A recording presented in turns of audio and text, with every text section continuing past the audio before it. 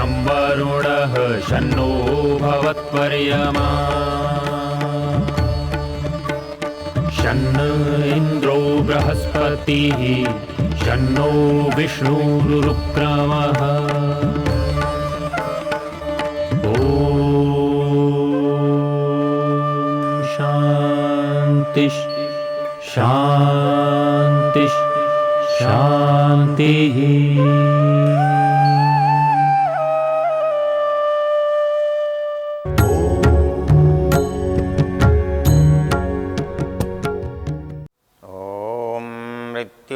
पदं योपयन्तो यदैतद्राघीय आयुः प्रतरं दधाना आप्यायमानः प्रजया धनेन शुद्धा पूता भवत यज्ञासः। शांति शांति शांति। हम इस वेद ज्ञान की चर्चा में ऋग्वेद के दशम मंडल के 18वें सूक्त पर चर्चा कर रहे हैं। ये मृत्यु सूक्त कहलाता है। इसके दूसरे मंत्र पर हम बात कर रहे हैं। इसका देवता यामायन, इसका ऋषि यामायन, देवता इसका मृत्यु, छंद इसका त्रिष्टुप। और इसके दो बातों पर हम पीछे विवेचन कर चुके। मृत्यो पदम योपयंतो यदयित द्राघी आयु प्रतरम दधाना, अर्थात हम मृत्यु के कारणों को अपने रास्ते से हटाते हुए, आयु को विस्तार देते हुए, प्रतरम श्रेष्ठ बनाते हुए क्या प्राप्त करें।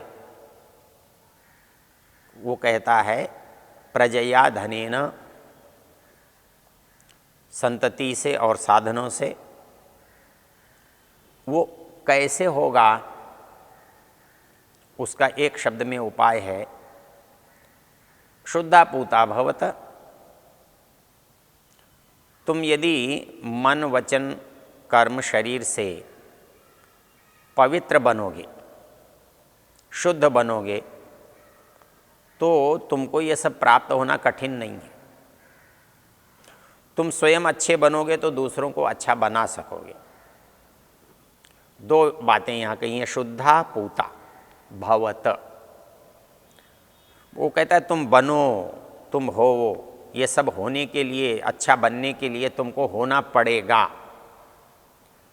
तुम कलुषित रह करके, मलिन रह करके, पापी हो करके ऐश्वर्य संपन्न नहीं हो पाओगे। वो तुम्हारा ऐश्वर्य की कोटि में ही नहीं आएगा। तुम्हारे प्रजाओं में श्रेष्ठता लाने वाला ही नहीं बनेगा। तुम्हारे प्रजाओं में श्रेष्ठता हो, संस्कार हो, और तुम्हारे साधनों में सात्विकता का समावेश हो, कैसे होगा। कहता है शुद्धा पूता भवत। मंत्र में पवित्रता की बहुत चर्चा है। हमारे मंत्र जो हैं वो पवित्र करने वाला कहा है। मंत्रः पवित्रम उच्यते। इसलिए कोई बात होती है ना, तो हम मंत्र पढ़ते हैं, हम जल छिड़कते हैं। उस जल के छिड़कने को भी पवित्रता का कारण मानते हैं। तो वो पवित्र जल छिड़कने से हमारे अंदर पवित्रता का भाव आता है। तो मंत्र कह रहा है शुद्धा पूता भवत। शुद्ध आप इसके लिए बाह्य अर्थ में कह सकते हैं, शरीर दृष्टि से, स्थान की दृष्टि से, वस्तु की दृष्टि से, धन की दृष्टि से।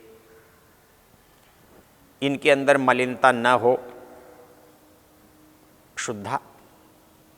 मन की दृष्टि से पूता, मतलब हमारा जो विचार है वो भी अच्छा हो, पवित्र हो। वो रक्षा करने वाला होता है। जो सही विचार होता है वो रक्षा करने वाला होता है, हमारा त्राण करने वाला होता है। तो यहाँ पर दो शब्दों का प्रयोग किया है। वो कहते हैं शुद्धा भवत, पूता भवत। बहुत ही रोचक शब्द है। मतलब हमारे यहाँ पवित्रता को कितना महत्व दिया जा सकता है उसका ये उदाहरण है कि हमारा जो बाह्य परिवेश है उसके अंदर भी शुद्धता होनी चाहिए, और जो हमारा आंतर है, हृदय है, वो भी पूतः पवित्र होना चाहिए। कैसे होगा?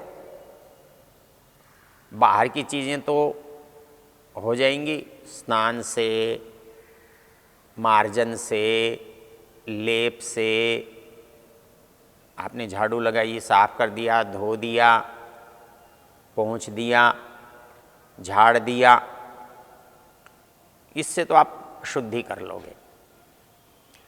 लेकिन इस अंतस को कैसे शुद्ध करोगे? इसका दोनों का एक उपाय बताया इसी मंत्र में।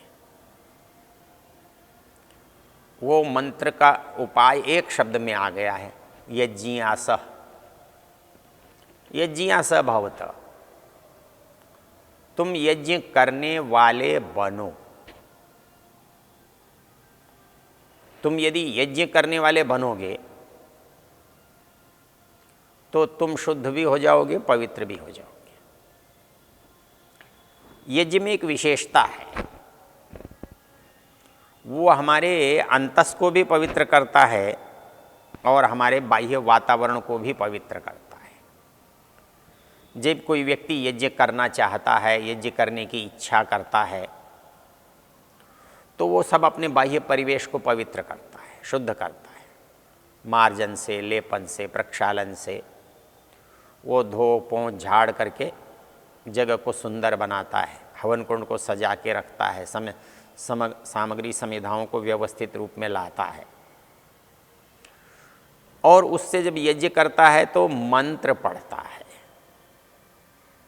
वो मंत्र क्या करते हैं? मेरे हृदय के भावों को पवित्रता प्रदान करते हैं। मैं कहता हूँ इदं वायवे स्वाहा, इदं वायवे इदन्न मम। मैं प्रत्येक आहुति के साथ, अपनी प्रत्येक क्रिया के साथ पवित्रता का भाव जोड़ता हूँ, उसे श्रेष्ठता की ओर ले जाता हूँ। यज्ञ है ही श्रेष्ठ का नाम, बहुत प्रसिद्ध पंक्ति जो उसको हम सब जानते हैं, यज्ञों वही श्रेष्ठतमम कर्म। संसार में जितने भी अच्छे अच्छे काम हैं हम उनको यज्ञ कहते हैं। पढ़ने पढ़ाने को यज्ञ कहते हैं, कथा सुनने को यज्ञ कहते हैं, प्रवचन करने को यज्ञ कहते हैं, दान देने को यज्ञ कहते हैं। तो यज्ञ जो है वो हर श्रेष्ठ कार्य के लिए, हर कार्य श्रेष्ठ तभी बन सकता है जब उसमें यज्ञ की भावना हो। इसके लिए गीता की एक बड़ी सुंदर पंक्ति है, यज्ञार्थात् कर्मणोऽन्यत्र लोकोऽयं कर्मबन्धन तदर्थम कर्म कौन्तेय मुक्त संग समाचर। कहता है संसार में जो भी करोगे उससे बंधन तो आएगा ही आएगा। किसी इच्छा से प्रेरित होकर करोगे, किसी आसक्ति में पढ़कर करोगे, कुछ आपको अच्छा लगता है इसलिए करोगे, लेकिन वो हर काम आपको बांधने वाला होगा, आपको लपेटने वाला होगा, आपको बंधन में डालने वाला होगा। लेकिन वही काम आपको बंधन से मुक्त कराने वाला भी हो सकता है। कैसे हो सकता है? कहता है आप उस काम को यज्ञ मान लो, उस काम को यज्ञ बना डालो, उसको यज्ञ की भावना से करो। यज्ञार्थात् कर्मणोऽन्यत्र, जब मनुष्य कोई भी कर्म यज्ञ की भावना से हटकर करेगा, यज्ञ की भावना को बिना रखे करेगा, तो उसका वो कर्म उसके बंधन का कारण बनेगा, आसक्ति का कारण बनेगा, मोह का कारण बनेगा। लेकिन जब यज्ञ की भावना से करेगा तो कर्तव्य की भावना से करेगा, परमेश्वर के निर्देश के पालन करने की भावना से करेगा, परमेश्वर को प्रसन्न करने की भावना से करेगा, वो सबके लोकोपकार की भावना से करेगा, परोपकार की भावना से करेगा। क्योंकि यज्ञ की जो विशेषता है, यज्ञ परोपकार का एक उदाहरण है, दृष्टांत है। यज्ञ में जो कुछ आप कर रहे हैं सब कुछ परोपकार के लिए होता है। आप जो प्रवचन करते हैं, आप जो मंत्र पढ़ते हैं, आप जो आहुति देते हैं, आप जो घी डालते हैं, आप जो सामग्री डालते हैं, आप जो भी कर रहे हैं, यज्ञ को निमित्त मानकर जो कर रहे हैं वो आपके लिए परोपकार का कारण है। वो सबके लिए लाभदायक होने जा रहा है, सबका भला करने वाला है। इसलिए यज्ञ जो है वो परोपकार का एक दृष्टांत है। और इसलिए जहाँ जहाँ कहीं परोपकार का भाव होता है, हम उन कार्यों को भी यज्ञ कह देते हैं। यज्ञार्थात कर्मणोन्यत्र लोकोयम कर्म बंधन। इसलिए वहाँ श्री कृष्ण ने अर्जुन से कहा, भले आदमी जो तू कर रहा है इसके साथ अपने को जोड़ता क्यों है? इसको कर्तव्य बना, इसको यज्ञ बना, इसको उपकार के लिए किया जाने वाला कर्म बना, तब इसके फिर तो बंधन में नहीं पड़ेगा, इसके फलों के चक्कर में नहीं पड़ेगा। तो यहाँ पर भी कहा है कि हम शुद्ध और पवित्र होना चाहते हैं, तो इस संसार में शुद्धता और पवित्रता के लिए और कोई उपाय नहीं है। कहता है यज्ञासः भवत, तुम यज्ञ करने वाले बनो, तुम सदा यज्ञ करने की बात करो, तुम सदा अपने कामों को ही यज्ञ बना डालो, यज्ञ को अपना सबसे बड़ा काम समझो। और जितना जितना यज्ञ करोगे तो उतने उतने शुद्धा अपूता, उतनी उतनी अधिक पवित्रता और शुद्धता आप में आएगी। ये अद्भुत बात है। इससे वातावरण भी दोष रहित हो रहा है, शुद्ध हो रहा है। जब हम यज्ञ करते हैं तो वातावरण अपने आप दोष से मुक्त हो जाता है, शुद्धता से परिपूर्ण हो जाता है। और मनुष्य के मन में जिस समय यज्ञ करने की बात आती है वो सतोगुण के बिना नहीं आती। क्योंकि यज्ञ करना एक तरह से देने की बात है, दान करने की बात है, परोपकार करने की बात है, ईश्वर की सेवा करने की बात है, सज्जनों का सत्संग करने की बात है, खर्च करने की बात है। तो इसलिए यज्ञ का भाव मन में आना ये हमारे पवित्रता का लक्षण है। तो जब हम यज्ञ के भाव को ही मन में लाते हैं तो उससे की जाने वाली क्रिया स्वाभाविक रूप से पवित्रता का कारण बनती है। तो हमारी यज्ञ जो हमने किया है, कर रहे हैं, वो भी हमारे वातावरण को भी पवित्र कर रहा है और हमारे मनों को भी पवित्र करता है। श्रेष्ठ कार्य करते हुए मन में जब श्रेष्ठ विचार होते हैं तो श्रेष्ठ कार्य करता है, और जब मनुष्य श्रेष्ठ कार्य कर रहा होता है तब भी उसके मन में श्रेष्ठ ही विचार होते हैं। इस श्रेष्ठता के विचार के कारण ही यज्ञ संपन्न हो पाता है। इस यज्ञ को संपन्न होने के लिए हमारे अंदर सात्विक भाव का होना नितांत आवश्यक है। यदि हमारे अंदर सात्विक भाव नहीं है तो ये यज्ञ भी हमारा उपकार नहीं कर सकता, हमारा भला नहीं कर सकता, ये भी तामस कोटि में चला जाएगा, राजस कोटि में चला जाएगा। इसलिए हमको पवित्र बनाने के लिए कहता है वेद यज्ञास भवत, तुम यज्ञ करने वाले बनो। यज्ञ करने वाले बनोगे तो तुम्हारे अंदर पवित्रता आएगी, और तुम्हारे अंदर पवित्रता आएगी तो तुम्हारी जो वृद्धि है प्रजया धनेन। अब इसमें एक संबंध ढूंढने की बात है यदि ये चीज़ें आपस में जुड़ी ना हों तो इनके कहने का कोई अर्थ नहीं है। मतलब एक यज्ञ करने वाला, एक यज्ञीय भावना वाला व्यक्ति जो है वो पवित्र होता है, शुद्ध होता है, एक बात, और उससे उसकी वो समृद्धि मिलती है, उसको संतान मिलती है, ये दूसरी बात। क्योंकि तीनों बातों को एक ही पंक्ति में वेद कह रहा है। आप्यायमानः प्रजया धनेन शुद्धा पूता भवत यज्ञास। यदि इनका आपस में कोई संबंध न हो तो इसको एक पंक्ति में कहने से कोई लाभ नहीं। कहता है मेरी आयु अच्छी हो, ये मैंने पहली पंक्ति में कहा है, मेरी आयु लंबी हो, अर्थात मेरे इस यज्ञ कर्म के करने से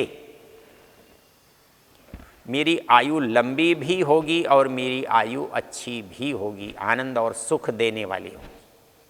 क्यों? कि वो सुख मेरी पवित्रता से आता है,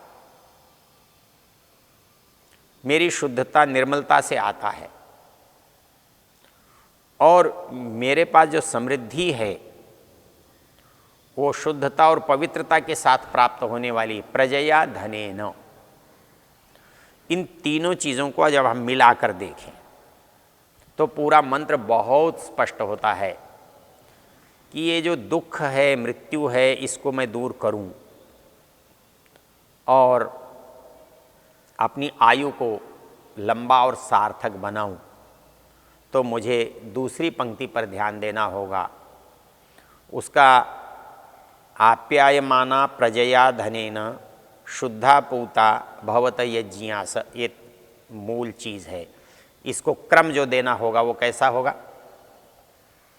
यज्ञास भवत, शुद्धा पूता भवत, प्रजया धनेन आप्यायमाना भवत।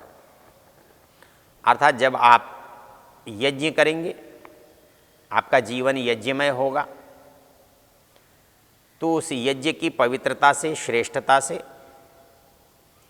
आपका हृदय भी निर्मल होगा, आपका स्थान भी, आपका शरीर भी। आप शुद्ध भी होंगे, आप पवित्र भी होंगे, और आपकी इस शुद्धता और पवित्रता के साथ साथ आप्यायमाना प्रजया धनेन,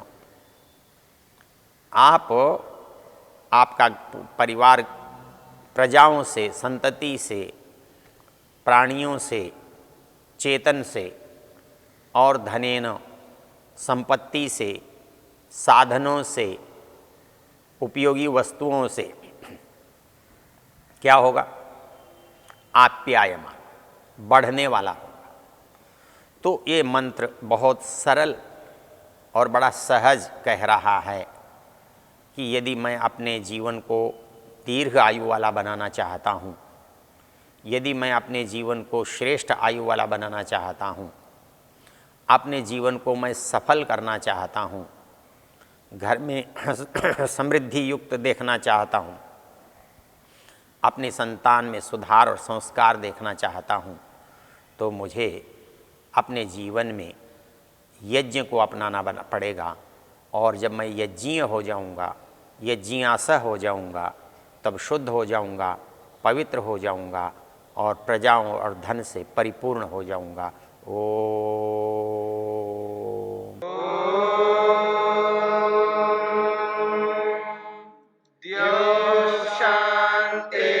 शांतिरंतरिक्षं शांतिर्पृथिवी शांतिरापः शांतिरोषधयः शांतिः वनस्पतयः शांतिर्विश्वे देवा शांतिर्ब्रह्म शांति सर्वं शांति शांतिरेव शांति शामा